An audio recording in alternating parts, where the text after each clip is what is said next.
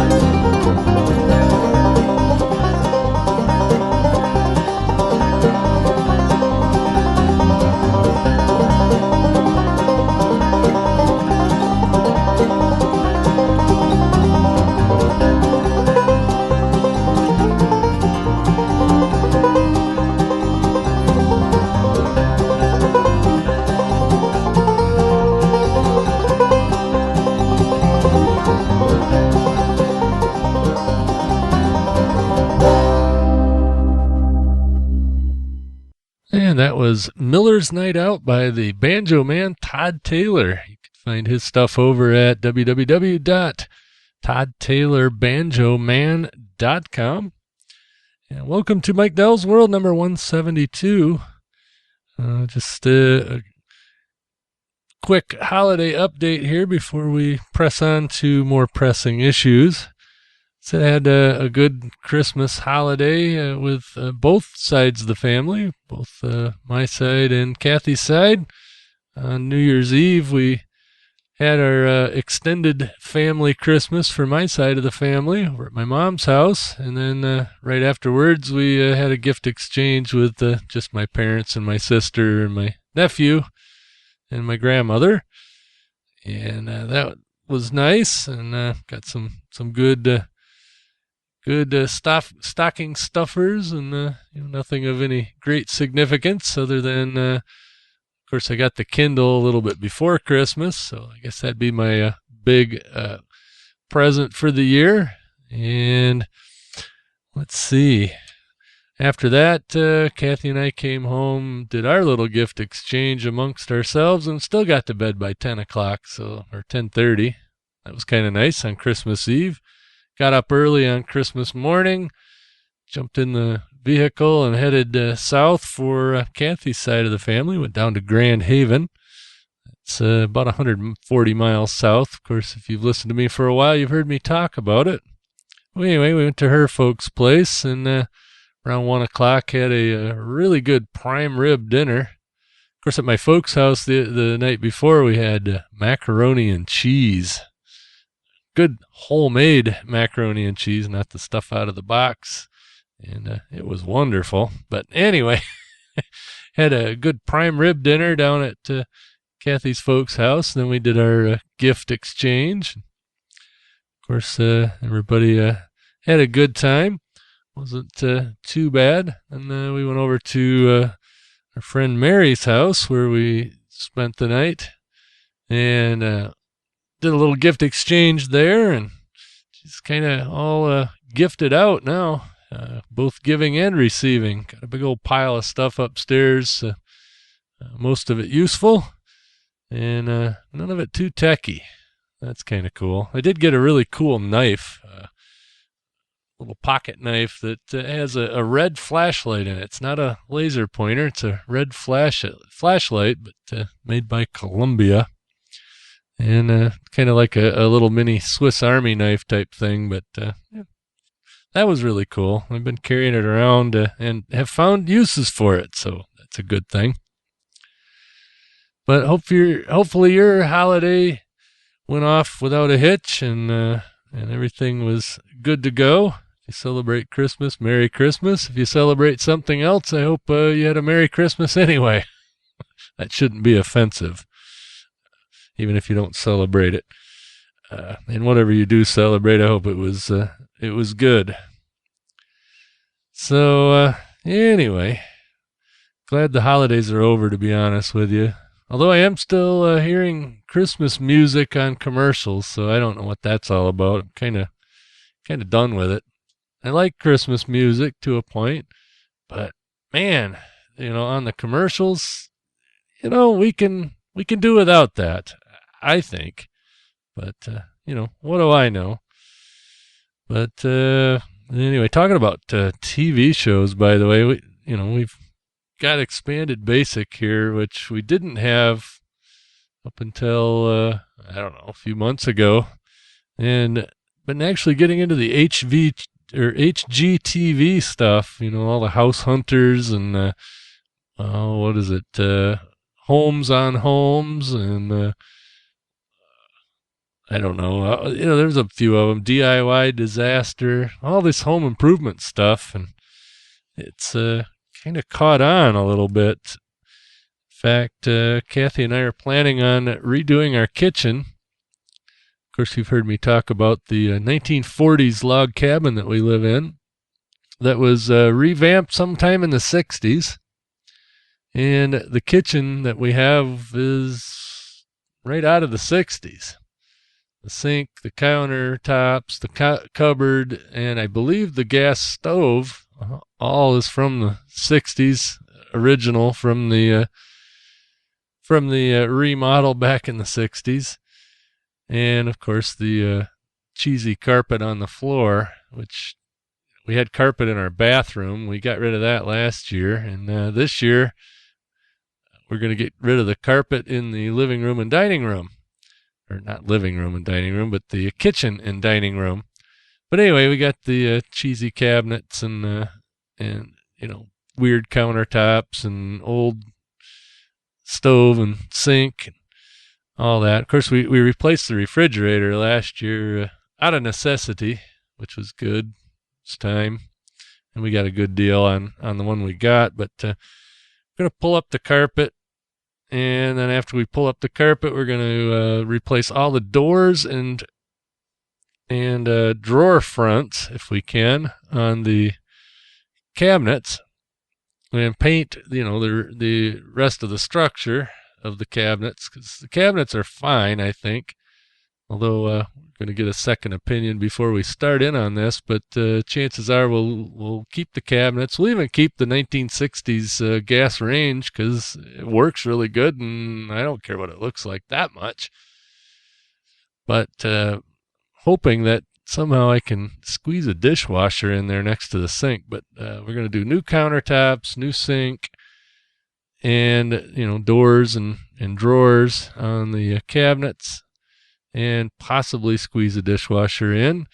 And then we're going to, the floor in the kitchen itself is the original hardwood from the 1940s, which would be a shame to cover, but it's going to be a whole lot easier to cover. So that's what we're going to do. We're going to put laminate fake wood floors down, I think. Not sure, but I think that's what we're going to end up with. And in the dining room, which is just plywood under the carpet, we're going to, of course, put the laminate floor. But I'm going to have to put another level of subflooring in there to make it even with the kitchen. Either that or I'm going to have to tear up the hardwood in the kitchen and then put down the laminate. So I don't know. Haven't really decided that. Right here where I'm podcasting from is directly under the kitchen part of the house. And it looks to me like we've got some other subfloor there.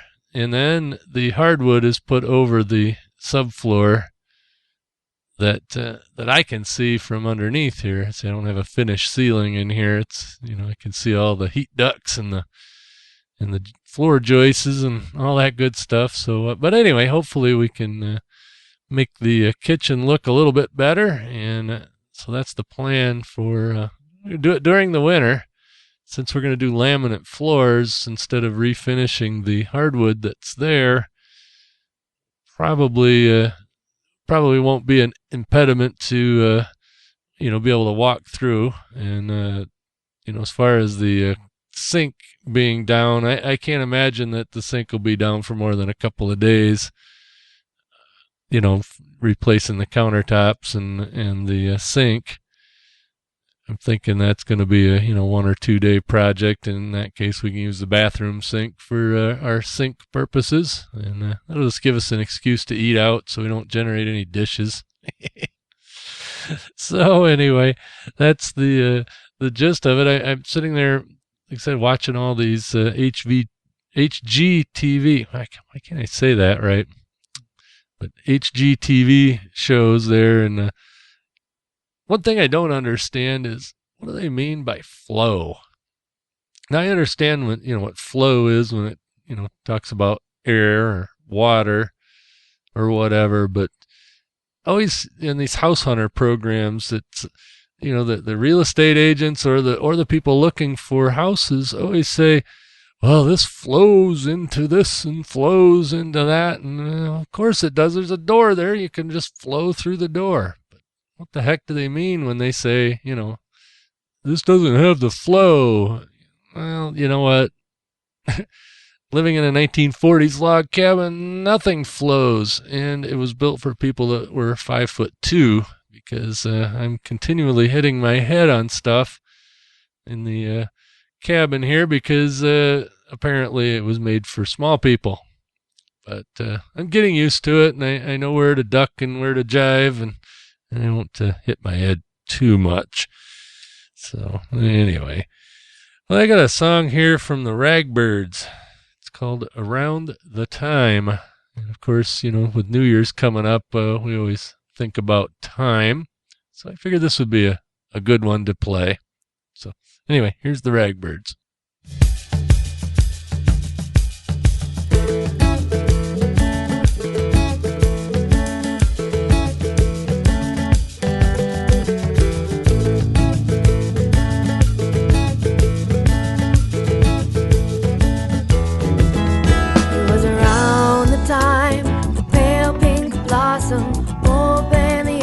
The tree.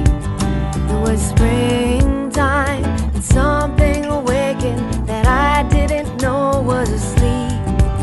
For so long I had been a house guest in another man's tomb.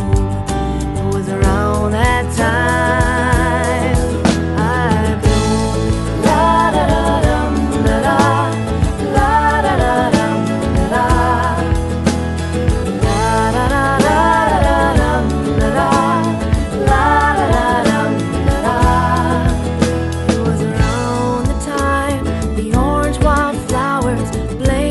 Side of the street, I couldn't stop my car to join the party. I had so many places to be. Oh, there's beauty I had not planted, all these plans I had not made. It was around that time everything changed. La da da.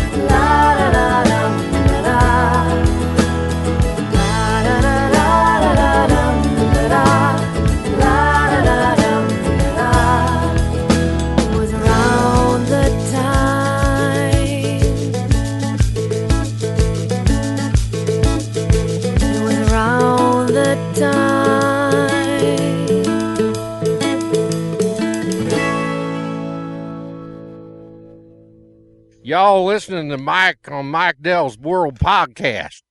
And that was the Ragbirds again. Definitely like those guys and gals. They play at the local bars around here every now and again, and I think they're pretty good. So hopefully you enjoyed it. So anyway, New Year's is coming up. 2010 is coming to a close here in a few days, and don't have any real big plans for New Year's Eve, which is good. Kind of enjoy sitting around the house, maybe watch a movie or something, and just Catie and I, just sort of hang out. We get so many invites to New Year's Eve parties that if we did end up going to one, we'd end up going to 20 of them, and that's a good problem to have. But on the other hand, tradition has it the last few years we just hang around the house and take that holiday to ourselves.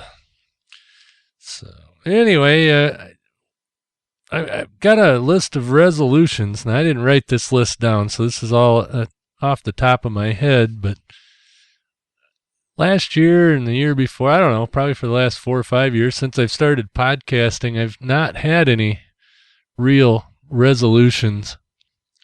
This year, I felt compelled that I really need to do something. On January 25th, I turned 45. So, I don't know, that isn't quite a landmark year, like when you turn 40, or in 5 years when I turn 50, God willing. But kind of gets me to thinking about stuff, and I think this year I am going to do some resolutions, and I'm going to put them out publicly so that y'all can hold me to it. At least that's the plan, but don't give me too much crap about it. But one of the resolutions is that I am going to, sometime in 2011, not right away, not right at the first of the year, but sometime in 2011, I'm going to quit smoking cigars. I don't smoke a ton, but I smoke enough to where sometimes when I have a long weekend or a day where I just, playing around, drinking and smoking and doing all that stuff, I end up smoking too much, and I have a tendency to inhale them if I'm not careful. So due to the ill health effects, I'm going to quit smoking the cigars. And I don't smoke cigarettes or pipes or weed or anything else, so I guess that'd be I quit smoking completely. So, but that's going to happen sometime in 2010. I'm not going to say it's going to happen right on New Year's, but it's going to happen sometime in 2010. Another resolution that I have is that I'm going to get more serious about my alternative income streams, beginning with the book that I keep talking about, and I've kept talking about it for the last year or so. I'm finally going to get this thing done, and hopefully it'll be available via Amazon at some point in March.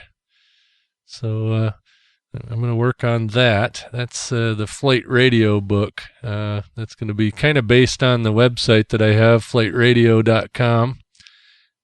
And it's going to be a complete guide to listening to airplanes on your radio scanner and or shortwave receiver. I'll cover both. And all the little tips and tricks, and how and what the air traffic controllers mean when they say certain things, what the airplanes mean when they say certain things, how to find frequencies. Even though in the book I will have a non-comprehensive listing of frequencies that I've collected over the years because of flightradio.com. The book's just going to be called Flight Radio, Your Guide to Listening to the Aircraft and Air Traffic Control System. I don't know. I've got to figure out the subtitle, but Flight Radio is going to be the main name, since I have flightradio.com and I do somewhat maintain it. Of course, I do a podcast over there too, Aviation History This Week. which I haven't done in a couple of weeks, but I'll get caught up. And that brings me to another resolution. Another resolution is I don't want to ever have to say on a podcast again, "Oh, sorry, I haven't podcasted in so long," and blah, blah, blah, blah, blah, blah, blah. You know, I want to keep a regular schedule. And I think I had that one last year, but I'm going to continue working on that. And I'm not ever going to say again that I'm sorry that I haven't podcasted in a long time. Yeah, blah, blah, blah, blah. Anyway, hold me to that. So if you notice that I don't put out a Mike Dell's World at least weekly, give me some crap about it. If I don't put out an aviation history this week, every week, give me some crap about it. Please, you know, I really need to get on a schedule with that stuff. Now, Geek of the North is one of my other podcasts, my tech-related podcast.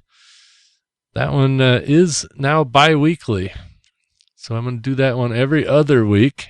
And Jim Farley and I, of course, do What's Up With That, and we're going to do that one every other week. And so I'm going to do alternating weeks with Geek of the North and What's Up With That.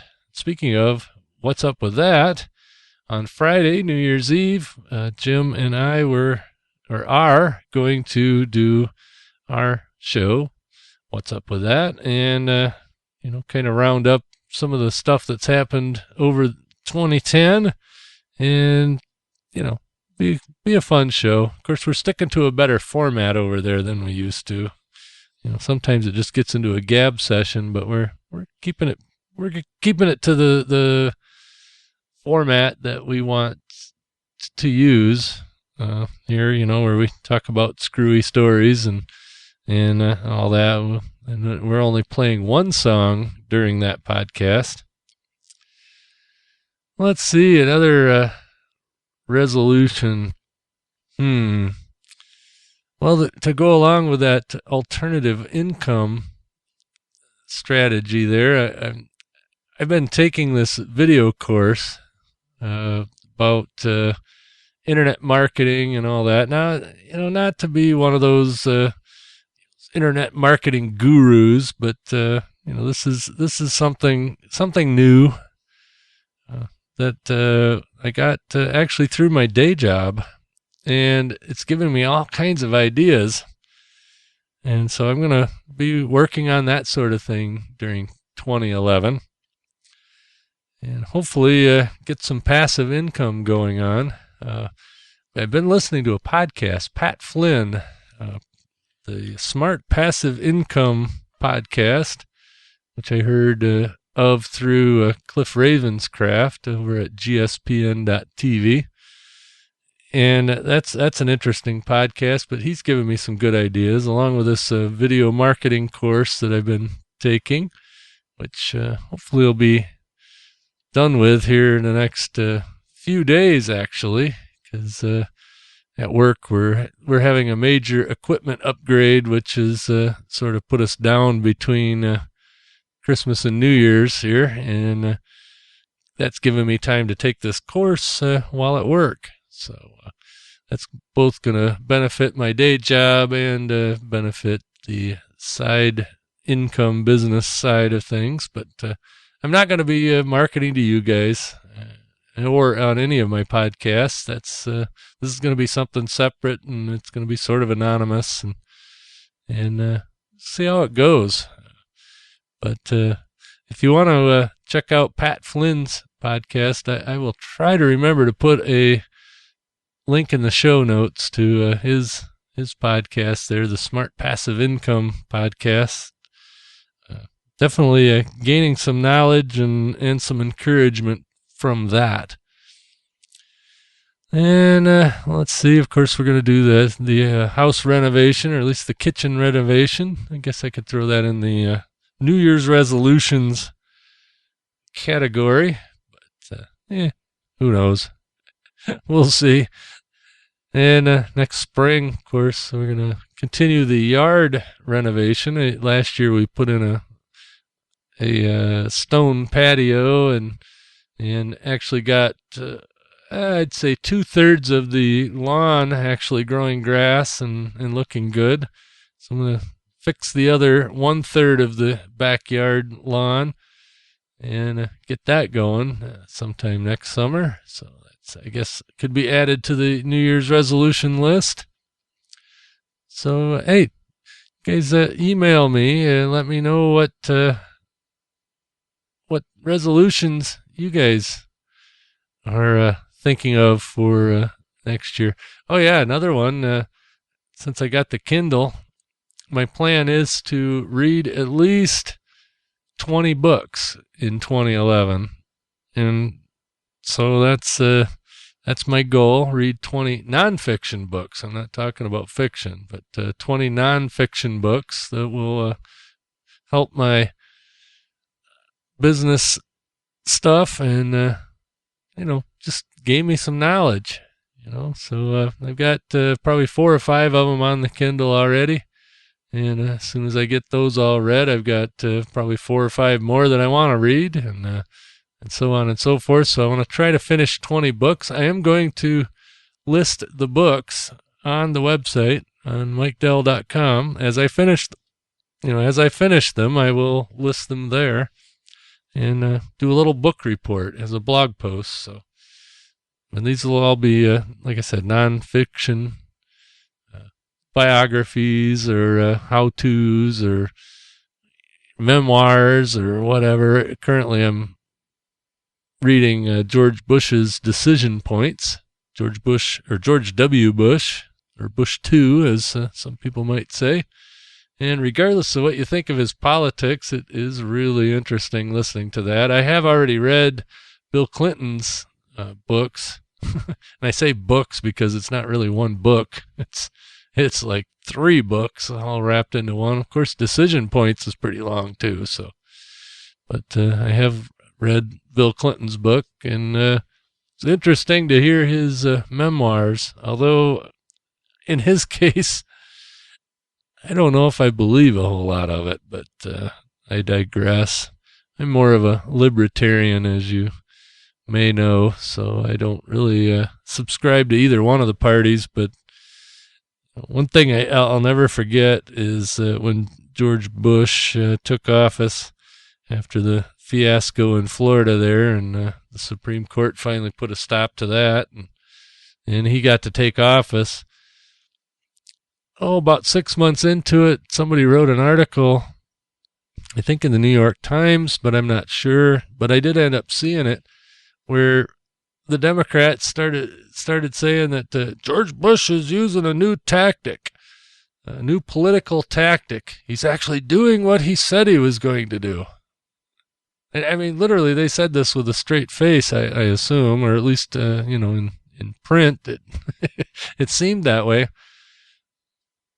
But, why would that be a tactic, The guy says he's going to do A, and he does A, and they think it's, something weird. And, I can't believe he's actually doing what he said he was going to do. That must be some sort of political tactic.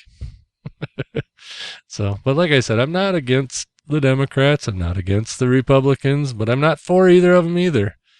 I think there's crooks on both sides, and the less they get done, the better. That's why I'm really happy about the midterm elections, where we've got a Republican Congress and Democrat Senate and presidency. So for 2 years, it's going to be a whole lot harder to get things done. And when they get things done, that's just a euphemism for costing us money. So the less they get done, the better. And hopefully maybe they'll get some things undone that they did get done in the last 2 years. But anyway, I digress again. Sorry about the politics. But I did want to list some of my top pet peeves for 2010, now that it's almost over. And I guess this would probably apply for any year and any time, but I've just noticed that lately, especially, I've been doing quite a bit of driving back and forth to Grand Haven and a few other places, that there's a whole lot of people out there that absolutely do not know how to drive, and they definitely don't know how to drive courteously. Courteously. A hard time pronouncing that for some reason. But what I mean by that is, here I am driving along. I've got the cruise control set. Okay, the speed limit in Michigan's 70 on the freeways for cars and 60 for trucks, which I never did understand that. That'd be a whole nother subject, why trucks have to go slower than cars. It's not speed that kills, it's differential speed. And if you create an artificial differential speed, you're going to have issues. But anyway, so I got the cruise set at 72 maybe on the freeway, heading down to Grand Haven. And what I don't understand is, why is it that there's somebody going 60 miles an hour, and then there's somebody that's going 74 miles an hour, and they have to be right when I come up on the guy doing 60 and I'm doing 72, the guy doing 74 is in the left lane just far enough back that I can't get over, so I got to hit my brake pedal, kick off the cruise control, and then I got to wait for this guy to get around, and then I get out into the left lane to pass the guy doing 60, and the guy doing 60 kicks it up to 70, and the guy doing 74 kicks it back to 70, and it's just, I should be able to set my cruise control in the right lane at somewhere around the speed limit and not have to deal with this. Now, I understand it's nobody's fault and blah, blah, blah, but it is annoying. So therefore it's a pet peeve. The other thing I don't understand is, okay, I'm doing this. Here's the same scenario. I'm doing 72, but there isn't somebody in the left lane, and there's nobody close in the left lane. And there's somebody in the right lane doing 60. I'm doing 72. I pull out doing 72 with the cruise control still on. I'm passing the guy doing 60 at a pretty good clip. Inevitably, there's somebody, most of the time in a BMW. I don't know what that says about BMW drivers, but most of the time somebody in a BMW will catch up to me and be extremely impatient while I pass this guy going 60 while I'm doing 72. So then I get over and he goes flying by. It's almost like they think that they're more important because they're driving a BMW. Well, when I'm on the freeway, most of the time I'm driving a Cadillac. So, anyway. Don't get that. And, by the way, you've heard the old joke, I'm sure. What's the difference between a BMW and a porcupine? On the porcupine, the pricks are on the outside. Bum. I need my snare drum here. Anyway. And, and then talking about more driving things.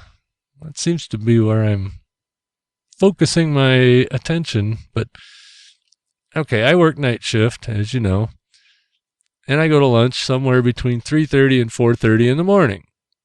And when I go to lunch, I usually, just because I need to get out of the office and stretch my legs and whatever, normally I'll drive up to a little gas station we got up the road. It's a Speedway station, and they've got Diet Mountain Dew on tap, and I'll get a Diet Mountain Dew and chat with the guy that's working overnights there, and But anyway, lately, every single night, I pull out of the shop, nobody on the road. I get down to the main road, turn left onto the main road, nobody's on the road. I get out on the highway, nobody's on the road. I don't even get a block down the road on the highway, and I've got somebody right on my butt. So where does this traffic come from in the middle of the night? And why is it that if the speed limit on that stretch of highway is 45. I'm doing 40-ish. I don't speed because I'm not in a hurry. I don't even do the speed limit because, like I said, I'm not in a hurry. But inevitably, I'll have some bozo that's doing 55 come up on me. Now, it's a 4-lane, but that's not good enough for him. He's got to climb right up on my butt and sit there for, 2 minutes before he decides to go around. I just don't get that. I hate that when people are following, and they follow way too close. That happens all over the place. But anyway, that's just another one of my pet peeves. Of course, I mentioned the one about Christmas music after Christmas in commercials. It seems to be the car companies are the ones most guilty of that. The Lexus December to Remember has Christmas music in it, and I'm getting really tired of it. Of course, that's on HGTV. Gosh, I can't get that right.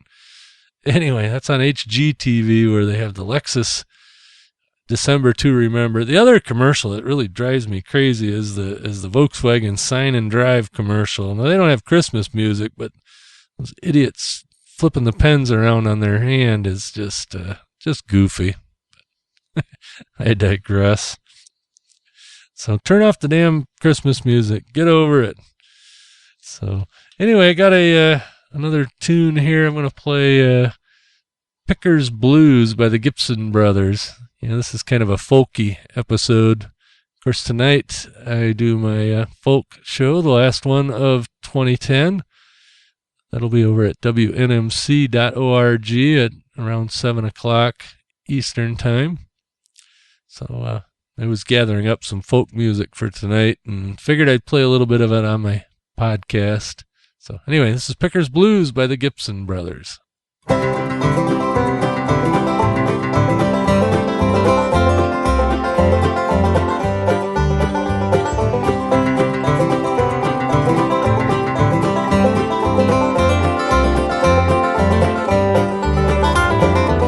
It's all been done before. Someone's story is the same. I'm trying not to try too hard. I want to stay here in this game. Is it ego? Is it pride? Makes me roam this country wide like I do.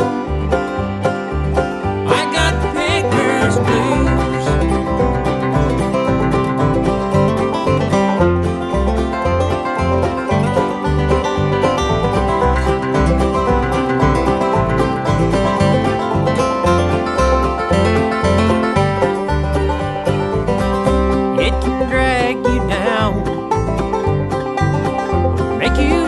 On air, there's not enough of the in-between, but who says music's fair?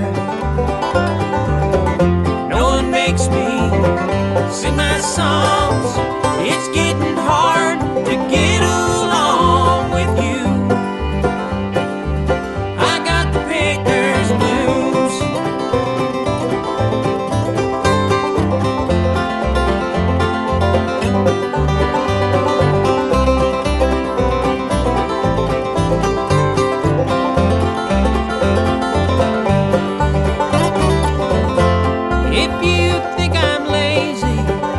Just follow me around for a day. You might go back to your own way of living. Let me make mine my own way. Tell me where we stand. Will we rise or fall? Will we ever touch the sky? Will we lose it all? Makes me sing my songs. It's getting hard to get along with you. I got the Picker's Blues. No one makes me sing my songs.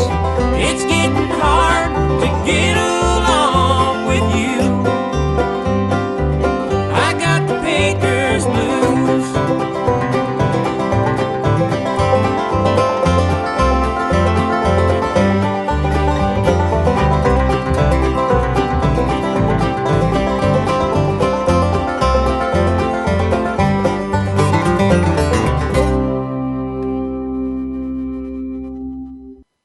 Okay, that ended a little sooner than I thought it would, but anyway, that was the Gibson Brothers, Picker's Blues. So anyway, to close out the show here, we're coming up on 42, I don't know, a little over 42 minutes so far. Of course, when I edit out the blank space there after that song, it might be a little less than that. But anyway, I don't usually do a lot of editing, as you can tell. But hey, one more thing I was thinking about as a goal for 2011 is to make sure that Mike Dell's World comes up to at least show 200 by June. I don't know the exact date that I did the first Benzoid report. If anybody knows or anybody has that original Benzoid report, let me know and send me a copy of it, because I'm missing about the first 10 or 20 episodes of the Benzoid report, which is what this podcast was before I renamed it Mike Dell's World. But anyway, thinking June 2011 is going to be my 6-year anniversary of podcasting. I started sometime in the early summer of 2005. Of course, I started listening to podcasts somewhere around this time of the year in 2004 when I found Trucker Tom's podcast. I think I started listening to him at somewhere around episode 20 or 25, something like that. Of course, I listened to Adam Curry and the DSC, which I still listen to, but I listen to the DSC No Music edition, where somebody actually goes and edits out all the music and then puts it out, because he's going like 3 hours now. I ain't got 3 hours to listen to music like that, especially if it's not music that I picked out. Kind of elitist that way. Being that I'm a part-time DJ, I like to pick my own music. Anyway, and not DJ in the scratching records type, but actually work at a real radio station spinning music. Still call it spinning music, although a lot of it comes off the hard drive now. I guess the hard drives are spinning, so I guess it's still spinning music. That's good. Just like here, spinning music, because it is on the hard drive. But anyway, I want to get, at least, I'm hoping to get 52 episodes in 2011. Of course, I said that before, but at minimum, I'd like to at least get the 28, 29 episodes I need to get over 200. Not that I'm going to make a big deal out of it, because that's not what it's all about. Of course, if you count all the Mike Dell Unplugged episodes and all the special updates and blah, blah, blah, this and that, I probably am over 200 by now. But, I want to make it official and put them out as official episodes. Like I said, this is 172, so, got a few to go. Quite a few, but that'll work. Anyway, I guess I'll let you go. If you have any comments, questions, feedback, whatever, please feel free to email me, mike@mikedell.com. You can catch me on Twitter at mgdell. And Facebook, just search Michael Dell on one of them. And let's see, where else would I be?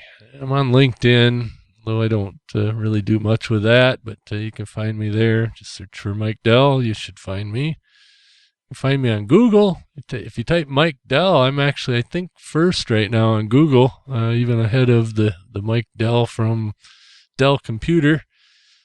I'm just a little bit younger than he is, but not by much. And let's see. Oh, well, I guess that's enough pimping that way. Of course, you can catch this podcast along with everything else I do over at mikedell.com, geekofthenorth.com, flightradio.com, and, of course, we're all part of the Blueberry Network, and Geek of the North and Aviation History This Week are also part of the Tech Podcast Network. Go check all those out.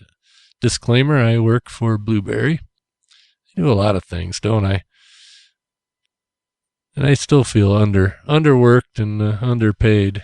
But has nothing to do with Blueberry or my day job or anything else. Just it's just the way it is. So, wow. I'm just looking down here at the recording software I use. It says I have disk space remains for recording 83 hours and 44 minutes more. You think I could go 83 hours? I don't know. Anyway, you have a great start to 2011. Hopefully you had a great holiday, and I will catch you later, and you can catch me later. That's all, folks.